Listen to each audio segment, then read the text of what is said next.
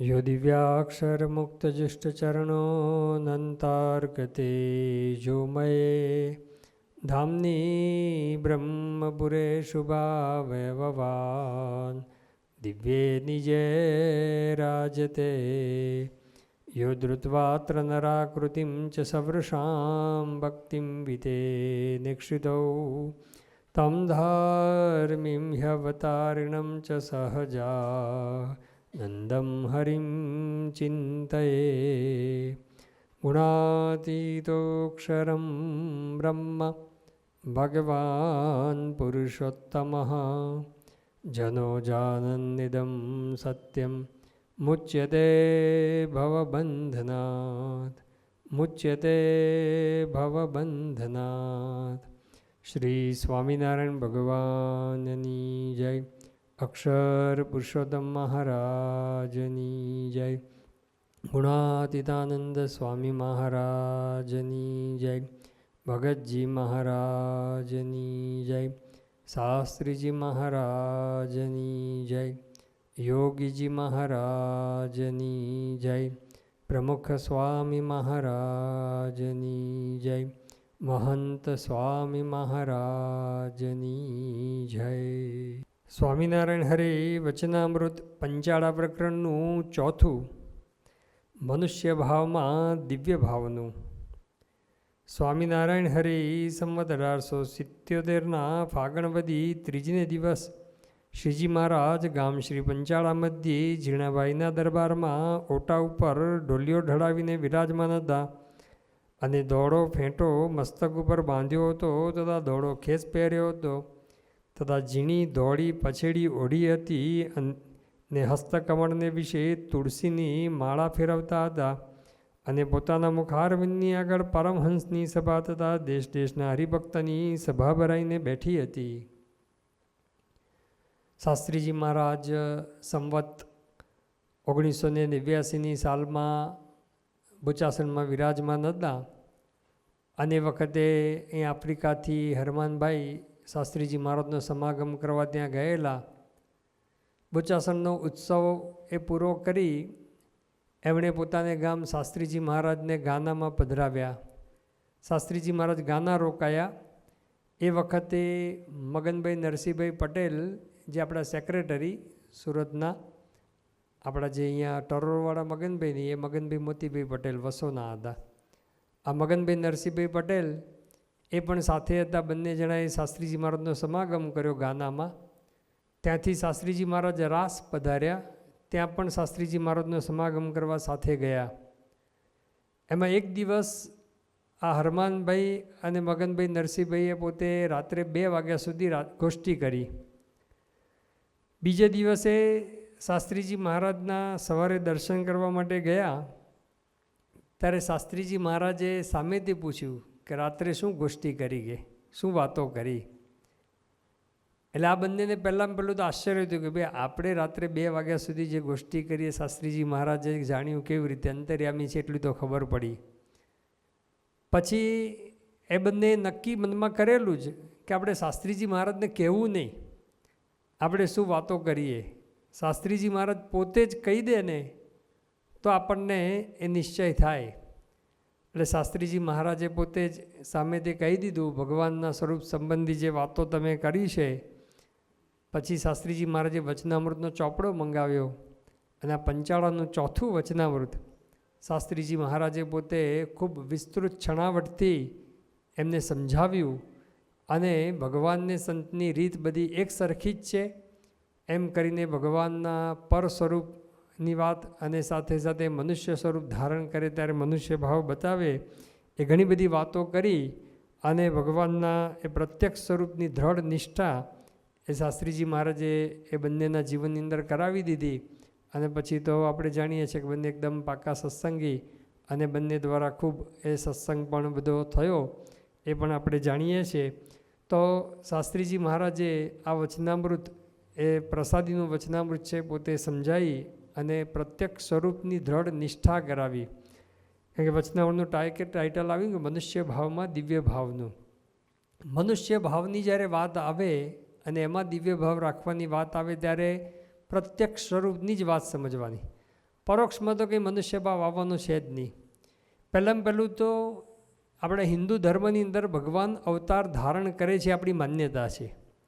જ્યારે ભગવાન અવતાર ધારણ કરે એટલે કે મનુષ્ય જેવા થાય, અને મનુષ્ય જેવા થાય એનો વાંધો નથી, પણ મનુષ્ય જેવા ભગવાન થઈને મનુષ્યના જેવી ક્રિયાઓ કરે છે, મનુષ્યના જેવી બધી લીલાઓ કરે છે, એટલા માટે આપણને મનુષ્ય ભાવ આવે છે.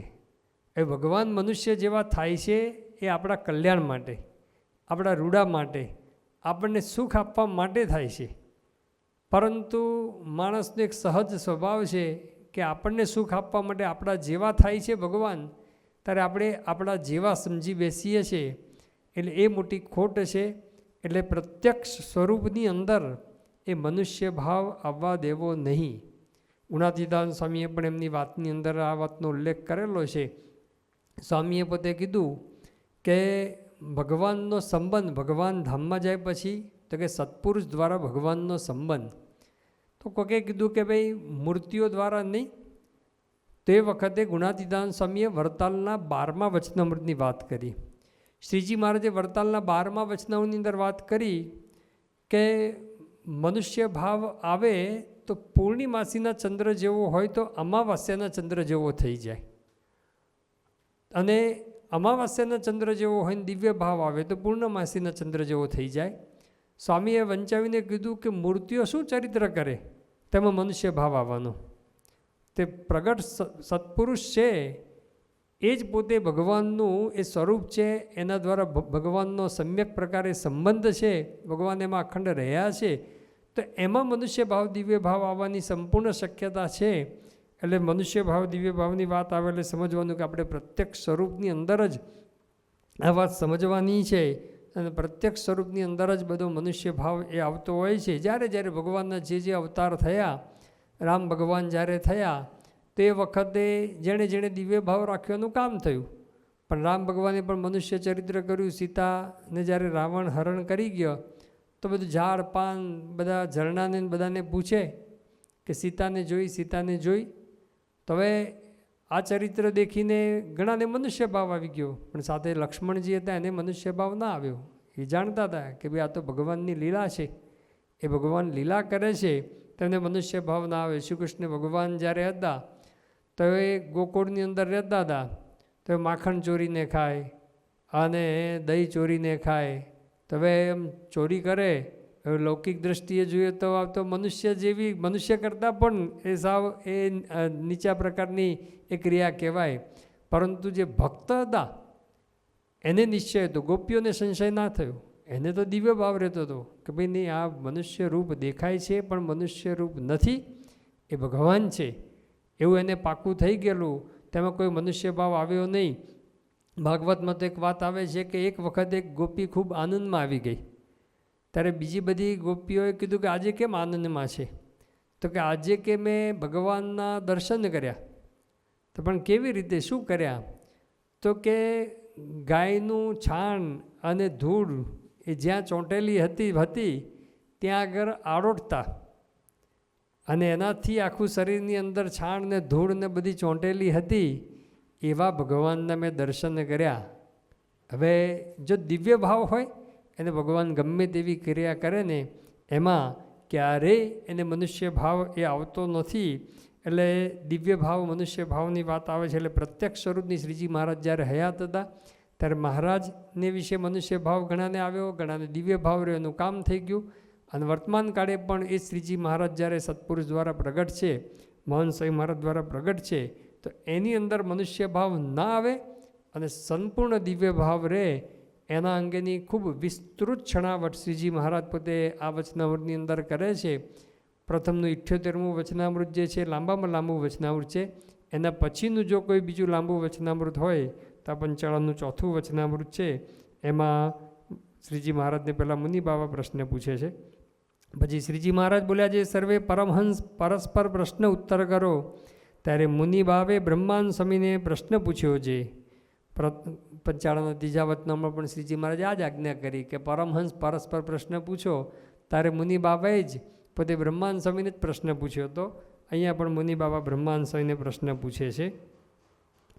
મુનિભાવે બ્રહ્માનંદ સ્વામીને પ્રશ્ન પૂછ્યો છે, પ્રથમ તો ભગવાનનો નિશ્ચય હોય ને ભજન સ્મરણ કરતો હોય ને પછી ભગવાનના મનુષ્ય ચરિત્ર દેખીને તે નિશ્ચયમાં સંશય થઈ જાય છે, તેનું શું કારણ છે? પછી એ પ્રશ્નનો ઉત્તર બ્રહ્માનંદ સ્વામી કરવા લાગ્યા, પણ થયો નહીં. ત્યારે શ્રીજી મહારાજ ઝાઝી વાર સુધી વિચારી રહ્યા ને પછી બોલ્યા છે. યોગીજી મહારાજ પોતે 1963ની અંદર એમણે પોતે સોરઠની પંચતીર્થી કરેલી, અને એમાં મુંબઈના જે બધા સંતો 1961માં જે 51 બધાને દીક્ષા આપી એ બધાને પણ યોગીજી મહારાજે બોલાવેલા, અને અહીંયા આફ્રિકાથી યુગાન્ડાથી જે મસિંડીથી નારાયણ સિંહને એ પણ બધા યોગીજી મહારાજનો લાભ લેવા માટે ગયેલા. યોગીજી મહારાજે પંચતીર્થી કરીમાં ફરતા ફરતા યોગીજી મહારાજ પંચાળા આવેલા, અને પંચાળાની અંદર યોગીજી મહારાજે આ પંચાળાના વચનામૃતનું પારાયણ કરાવેલું, એટલે વાંચવાના, સાથે સાથ વચનામૃત વાંચવાના. યોગીજી મહારાજ પોતે પત્ર લેખન કરતા હતા, અને એ વખતે આ પંચાળાનું ચોથું વચનામૃત આવ્યું, અને એમાં જ્યારે આ પ્રશ્ન આવ્યો, મુનિબાબાએ જે પ્રશ્ન પૂછ્યો અને એની અંદર એ પ્રશ્ન પૂછ્યો એટલે યોગીજી મહારાજે પોતે પ્રશ્ન પૂરો થયો, જે શ્રીજી મહારાજ ઝાઝી વાર સુધી વિચારી રહ્યા પછી બોલ્યા છે. યોગીજી મહારાજ કે આ એટલા માટે આ પ્રશ્ન પૂછાયો, મહારાજ કેમ ઝાઝી વાર સુધી વિચારી રહ્યા?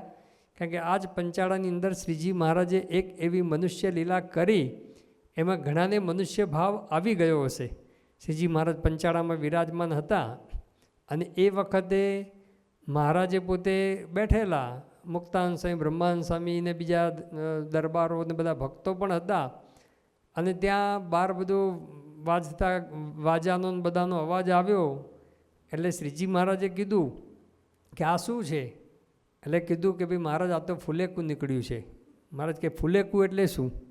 કે મહારાજે તો વરરાજા પરણવા જાય એટલે ઘોડે ચડે અને ફુલેકું નીકળે, અને બધું આવી રીતે વાજા બેન્ડ વાજા ને બધું વાગે, ઢોલ નોબત ને બધું વાગે. તો શ્રીજી મહારાજ કે અમારું તો ફુલેકું નીકળ્યું નથી કે. એટલે પછી બધા કે મહારાજ પછી તો ફુલેકું તો જેના લગ્ન હોય એનું નીકળે. તો શ્રીજી મહારાજ કે પણ અમારું ફુલેકું કાઢો તો કે મહારાજ એના માટે તો લગ્ન કરવાના હોય, એના માટે તો પાત્ર શોધવાનું. તો મહારાજ કંઈ બેઠા બેઠા થોડું પાત્ર મળવાનું છે, શોધવા માંડો. એટલે બધા વિચારમાં પડી જાય. મુક્તાનંદ સ્વામીએ કીધું, બધાને કીધું, જે સાથે બધા ભક્તો તેને કીધું તમે શોધો, શ્રીજી મહારાજની હવે ઈચ્છા છે, હવે બીજે તો ક્યાં શોધવા જવું? પંચાળામાં જતા જીણાભાઈના દરબાર હતા, એમના બેન અદીબા હતા. એટલે અદીબાને વાત કરી, અને અદીબાને વાત કરી એટલે અદીબા કે હું તો રાજી, શ્રીજી મહારાજ સાક્ષાત અમારો એ હાથ ગ્રહણ કરે, આપણે બોલીએ તો છે કે હથેવાળો હરિસંગાથે મેં કીધો રે સગ પણ હરિવરનું સાચું, અને સગ પણ હરિવર સાથે કરવાનું છે, અને હથેવાળો હરિસંગાતે કરવાનું છે. આ તો ખાલી ગાઈએ છે, મારો તો પ્રત્યક્ષ લાભ મળશે, એના જો ઉત્તમ કાંઈ નહીં. પછી કે હવે ઝીણાભાઈની તો પરમિશન લેવી પડે. ઝીણાભાઈને વાત કરીને તો થોડા ઊંડા ઉતરી ગયા, એમને થોડું એમ મનમાં લાગી આવ્યું, પણ પછી તો મહારાજની ઈચ્છા છે એમ જાણીને હાથો પાડી. પછી તો શ્રીજી મહારાજે આગળ ચરિત્ર કર્યું એ આપણે જાણીએ છીએ કે મહારાજને પેટમાં પણ કંઈ ટકે નહીં.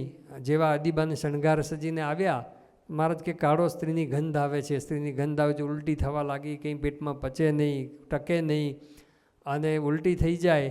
પછી મહારાજ કે સ્ત્રીના હાથનું કંઈ હોય નહીં ને તો જ મને આ બધું પચશે, ટકશે. પછી તો એક ભાવો તો એને પણ કંઈક આવો અનુભવ થયો હશે સંસારમાં, એટલે એ પણ બધું નીકળી ગયો હશે.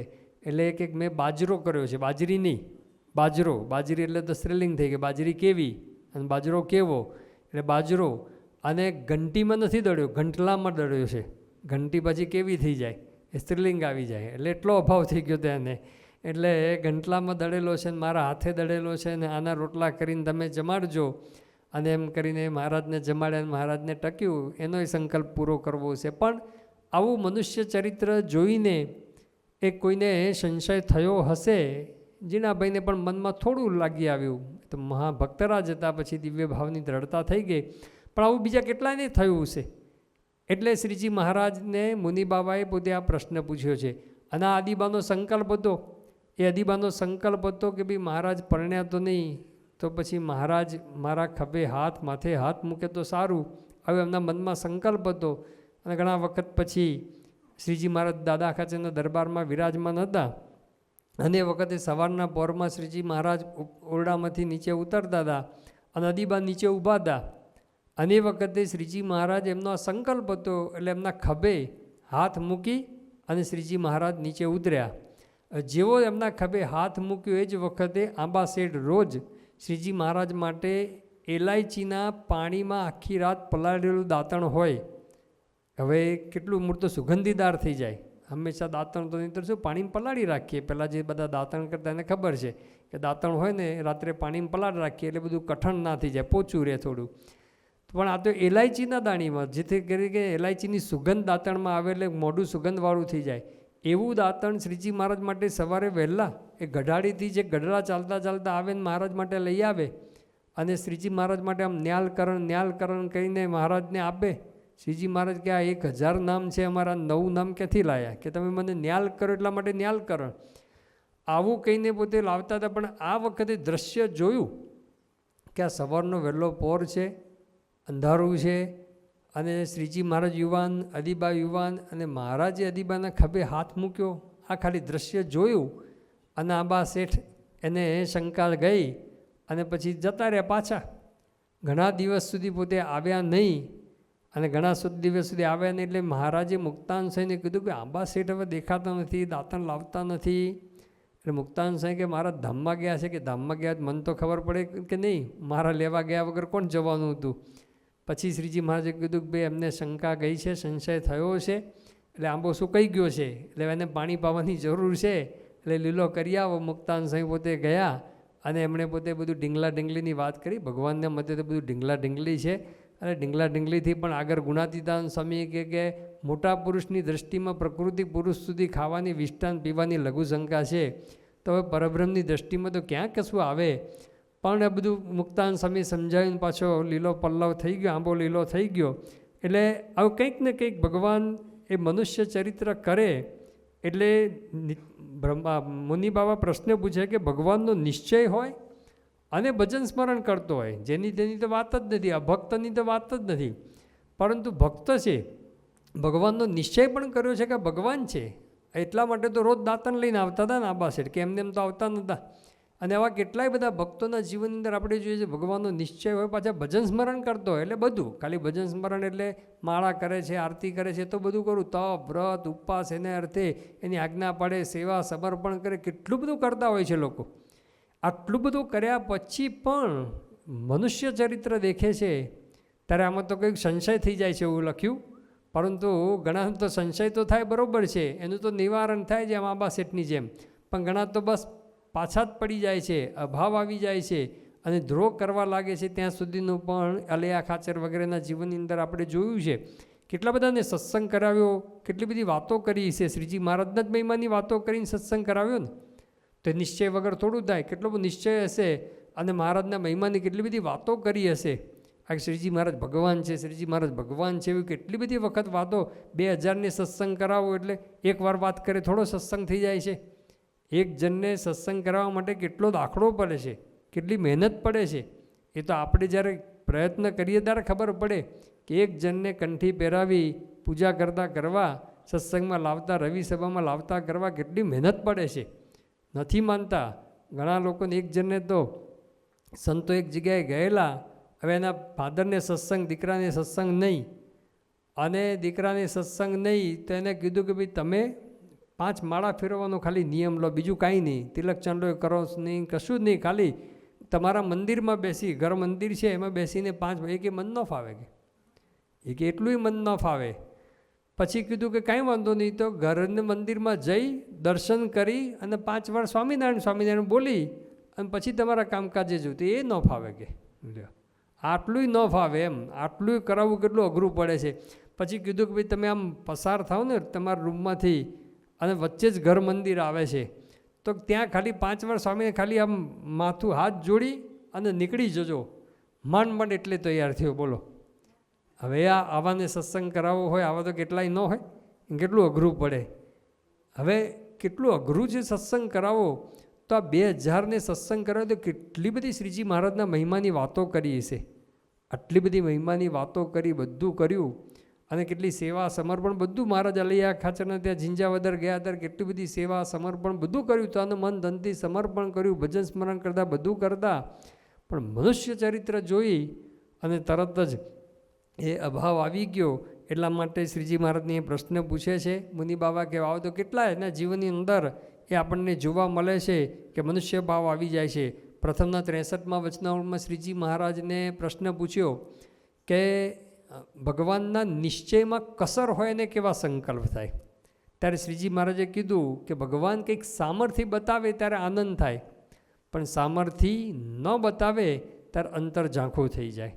એટલે સામર્થ્ય બતાવે, ઈશ્વરે બતાવે, પ્રતાપ બતાવે, એની અંદર તો મહારાજે મધ્યના 10મા વચનાવળની અંદર કીધું કે દિવ્ય ચરિત્રની અંદર તો બધાને દિવ્ય ભાવ રહે, પણ મનુષ્ય ચરિત્રની અંદર દિવ્ય ભાવ રાખવો એ ભક્તનો ધર્મ છે.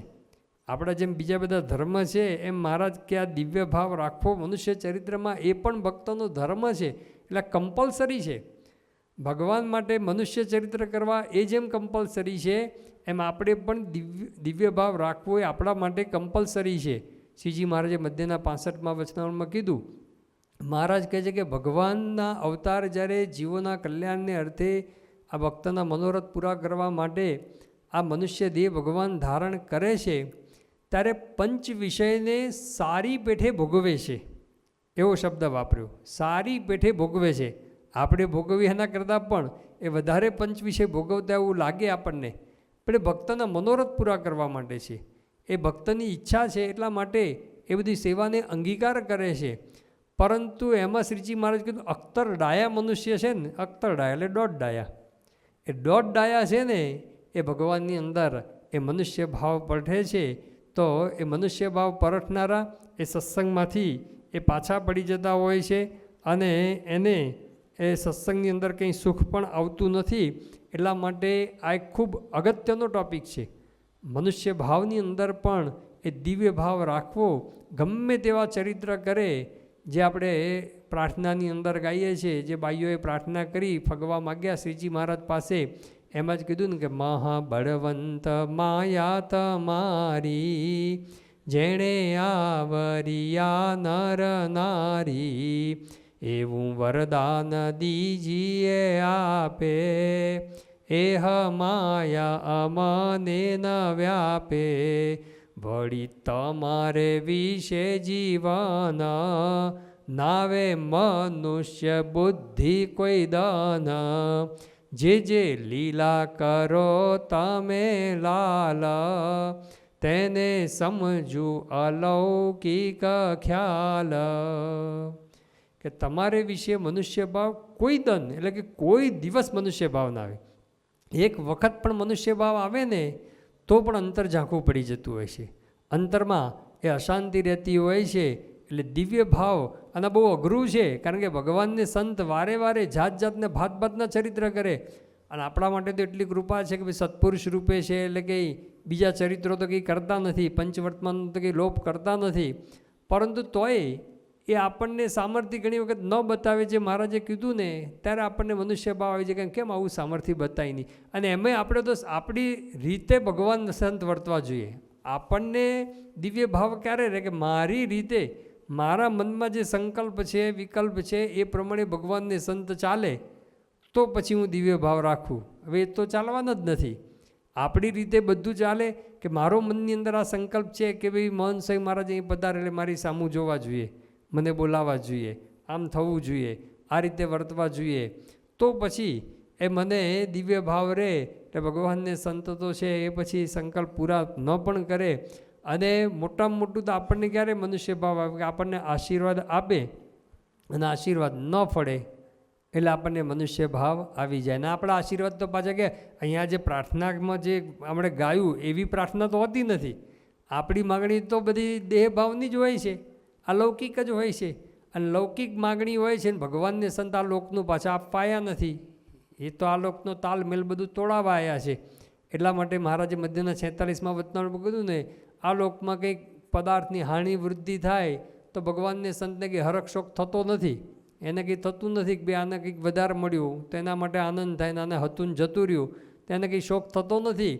પેલું એકાંતિક ધર્મમાંથી પડે એને મોટું એને દુઃખ થાય છે. અને એકાંતિક ધર્મમાંથી પડ્યો એમાં ક્યાં બધું મનુષ્ય ભાવ જ બતાવ્યો છે. અભાવ લીધો, મનુષ્ય ભાવ લીધો એટલે એકાંતિક ધર્મમાંથી પડ્યો. એટલે અભાવ ન આવે તો એ મનુષ્ય ભાવ ના આવે તો અક્ષરધામમાં જાય. યોગીજી મહારાજે યોગી ગીતામાં પણ લખ્યું, યોગીજી મહારાજ કે સાધન કરવા ગયો, અભાવ ન લીધો, અવગુણ ન લીધો ભગવાનને સંતનો, એ જ મોટું સાધન છે. એટલે મોટી એ આપણા માટે સાધના બતાવી છે કે ભાઈ મનુષ્ય ભાવ ભગવાનને સંત જે કરે એની અંદર પણ સંપૂર્ણ એ દિવ્ય ભાવ એ આપણને રહેવો જોઈએ. જે વડતાલના 12મા વચનાવળની અંદર કીધું છે પૂર્ણિમાસીમાંથી જે અમાવાસ્યા જેવો થઈ જાય એટલે અંતર ઢોળાઈ જાય. એની અંદર જ્યારે મનુષ્ય ભાવ આવે છે ત્યારે અંતર બધું એ દોડાઈ જતું હોય છે. પછી કાંઈ સુખ ના આવે. આપણે ભજન, ભક્તિ, તપ, વ્રત, માળા ગમે તેટલું કરીએ ને પણ એમાં કંઈ બરકત ના આવે. એમાં કે જે આનંદ આવવો જોઈએ આનંદ ના આવે. અને દિવ્ય ભાવ રાખીને જે કંઈ કરીએ ને તો આપણને એ આનંદ આવતો જાય. દિન પ્રત્યે એ આપણું અંગ પણ એ વૃદ્ધિ પામતું જાય. એટલા માટે એ મનુષ્ય ભાવ એ કોઈ દિવસ એ આવવા દેવો નહીં. અને તેના 35મા વચનાવળની અંદર પણ મહારાજે વાત કરી કે ભગવાનને સંત જ્યારે પ્રકૃતિ મરોડે ત્યારે તો ખરેખરો મનુષ્ય ભાવ આવી જાય. આપણા મનનું મરોડે, આપણા મનનું ધાર્યું ન થવા દે. એકવારની વારંવાર પ્રકૃતિ મરોડે. પ્રધાનના 76મા વચનાવળની અંદર કીધું ને કે પંચવર્તમાનમાં કોઈ વાતે ખોટ ન હોય અને એનું ગમતું મુકાવીને અમારા ગમતામાં રાખીએ. યોગી બાબા કે 1-2 દાડા રાખે? દેહ પર્યંત એના મનનું ગમતું મુકાવીને અમારા ગમતામાં રાખીએ. અને દેહ પર્યંત સુધી પણ જો ન મૂજાય ને તેના ઉપર મહારાજ કે અમારે વગર કર્યું સહેજે હેત થાય છે. તો તેના 35મા વચનાવળમાં મહારાજે કીધું પ્રકૃતિ મરોડે, આપણા મનનું મરોડે. તો પ્રમુખ સાહેબ મહારાજ કહે ને જ્યારે મનનું મરોડે ને તો મરવા જેવું કઠણ લાગે. અને એ વખતે મહારાજે પોતે કીધું જેણે ભગવાનની મોટપ જાણી હોય, ભગવાનનો યથાર્થ મહિમા જાણ્યો હોય ને ભગવાન વિના બીજા પદાર્થને અસાર જાણ્યા હોય ને એને પ્રકૃતિ મરોડે તો પણ મૂંઝવણ ના થાય. બાકી તો પ્રકૃતિ મરોડે ત્યારે મૂંઝાય. હવે શુકમુનિ સ્વામીએ ત્યાં સરસ પ્રશ્ન પૂછ્યો છે કે મહારાજ પ્રકૃતિ મરોડે, આપણા સ્વભાવનું ખંડન કરે, આપણા દોષોનું ખંડન કરે, આપણું મન ધાર્યું મુકાવે, આપણી પ્રકૃતિ પ્રમાણે ચાલવા ન દે, એ પ્રકૃતિ મરોડે, આપણા માનનું ખંડન કરે, આ બધું કરે ત્યારે મૂંઝવણ થાય. તો મૂંઝવણમાં પણ કંઈ ફેર છે કે નહીં? ન મૂંઝાય તો શ્રેષ્ઠ છે કે જેણે ભગવાનનો અલૌકિક મહિમા જાણ્યો હોય એ ન મૂંઝાય. પણ જેને મૂંઝવણ થાય તો મૂંઝવણમાં કંઈ ફેર છે કે બધી મૂંઝવણ એક સરખી છે? શ્રીજી મહારાજ કે ના, એમાં ફેર છે. મૂંઝવણ થાય પ્રકૃતિ મરોડે એમાં જે પોતાનો અવગુણ લે ને એ શ્રેષ્ઠ છે, એ પાછો આગળ વધે. પણ જે ભગવાનને સંતનો એમાં વાંક કાઢે ને, પોતાનું મરોડે ને એમાં પછી ભગવાનને સંતનો વાંક કાઢે, ભગવાનને સંતનો દોષ કાઢે તો પછી એ મહારાજ કહે છે કે એ પાછો પડી જાય છે. એને કોઈ દિવસ એ આગળ વધતો નથી. એટલે સત્સંગની અંદર આપણે ગમે તેટલી સાધના કરીએ ને છતાં પણ જે સ્વભાવ દોષ વાસના ન ટળે એ દિવ્ય ભાવ રાખવાથી ટળે છે. અને પૂર્વે પણ બધા ભક્તો ઋષિ મુનિઓ કેટલાયના જીવનની અંદર આપણે જોયું છે. એટલે સાધના તો કેટલી બધી કરી છે, એમાંની ક્યાં 0.001% પણ આપણે કરી નથી ને કરી શકવાના પણ નથી. પણ આ મોટામાં મોટી સાધના આ છે. શ્રીજી મહારાજે પ્રથમનું 24મું વચનાવળ, પ્રથમનું 58મું વચનાવળ, પછી પ્રથમનું 73મું વચનાવળ, સારંગપુરનું 18મું વચનાવળ, આ બધામાં વાત કરી કે ભગવાનને સંત, અમુકમાં ભગવાનની વાત કરી છે પ્રથમ 24માં, બાકી બધામાં સત્પુરુષની વાત કરી છે. સારંગપુર 18માં ભગવાનને સંત બંનેની વાત કરી છે. કે એમને વિશે મહારાજે પોતે કીધું કે જો કામીપણાનો દોષ પડ્યો તો પોતે નિષ્કામી હોય તો એ કૂતરા જેવો કામી થઈ જાય. અને કૂતરા જેવો કામી હોય અને મોટા પુરુષની અંદર જો એને નિષ્કામી સમજે તો પોતે નિષ્કામી થઈ જાય. તો આમ સરળ સાધના લાગે ને, કાંઈ તપ વ્રત કશું કરવાનું નહીં, અને નિષ્કામી, નિર્લોભી, નિસ્વાદી, નિસ્નેહી, નિર્માની જાણીએ અને આપણે થઈ જઈએ. યોગીજી મહારાજને પૂછ્યું, યોગીજી મહારાજ કે આપણે બોલીએ છીએ પણ જાણવામાં ફેર છે. બોલીએ છીએ ખરા કે મોટા પુરુષ નિષ્કામી, નિર્લોભી, નિસ્વાદી, નિસ્નેહી છે, પરંતુ નિર્માની છે, પરંતુ અંતરમાં દ્રઢ ગાંઠ થઈ ગયો હોય કે ખરેખર આ દિવ્ય સ્વરૂપ છે, આ માઇક નથી, પર સ્વરૂપ છે, એટલું જો આપણને સમજાઈ ગયું હોય તો વાંધો ના આવે. જે ભક્તો થઈ ગયા, દાદા આખા છે ને બધા ભક્તો થઈ ગયા, મહારાજે કેવા ચરિત્રો કર્યા, છતાં પણ લેશ માત્ર પણ મનુષ્ય ભાવ આવ્યો નથી. શ્રીજી મહારાજ પોતે એકવાર ત્યાં બેઠેલા અને જીવબા લાડુબા વચ્ચે મહારાજ બેઠેલા. દાદા ખાચરને પૂછ્યું કંઈ સંશય? એ કે મહારાજ બેન બનેવી બેઠા હોય, એમાં સંશય શું થાય? આટલો હદ સુધી દિવ્ય ભાવ. હવે ચલો એ વખત તો બોલવું સહેલું છે. ભાવનગરની અંદર પછી એમને બોલાયા. વજયસિંહ ઠાકોરે કોકે કાન ભંભેરણ્યા કે ભાઈ એ દાદા ખાચર તો એમની બહેનો છે, એને મહારાજ સાથે એ પરણાવી દીધી છે. એટલે વજયસિંહ ઠાકોરે બોલાવ્યા. એટલે દાદા ખાચરને કીધું કે તે તારી બહેનોને ભળાવી દીધી છે શ્રીજી મહારાજ સાથે. હવે સાચું છે ખોટું છે એમાં ના ગયા, નહીં તો કંઈક બિના ખોટી વાત છે કે પુરાવો છે તમારી જોડે? કાંઈ એવું છે નહીં. એવું કોઈ સાચી ખોટી વાતમાં પડ્યા જ નહીં. એ કે તો ભગવાન છે, ભગવાન છે એમાં ખોટું શું છે? જો સીધો જ જવાબ આપી દીધો કે ભગવાન છે, ભગવાન છે એમાં ખોટું શું છે? અને પછી કે કદાચ તમને ભગવાન ન મને તો બ્રાહ્મણ તો છે, બ્રાહ્મણને પરણાવી છે એમ સમજો. એવો જવાબ આપ્યો ને કે જેથી પહેલાં બોલવાનું રહે જ નહીં કંઈ, કે ભાઈ આના કંઈ બહુ કહેવા જેવું છે જ નહીં થઈ જાય ને કે ભાઈ આ તો સીધું કહી જ દીધું ભગવાન છે, અને ભગવાન ન મને તો બ્રાહ્મણ છે, બ્રાહ્મણને આપી છે એમ સમજો. તો કંઈ બોલવાનું રહે જ નહીં. તો જો આટલી હદ સુધી જ્યારે કોક કહે ને, અને આ જ્યારે મોટા રાજા કહે અને એવું કહે ને ત્યારે તો પછી સંશય થઈ જાય. અને લોકો બધી હવે ક્યાં સુધી છે, ભાવનગર સુધી પહોંચે એટલે આખી બધી કેટલી બધી વાતો થતી છે.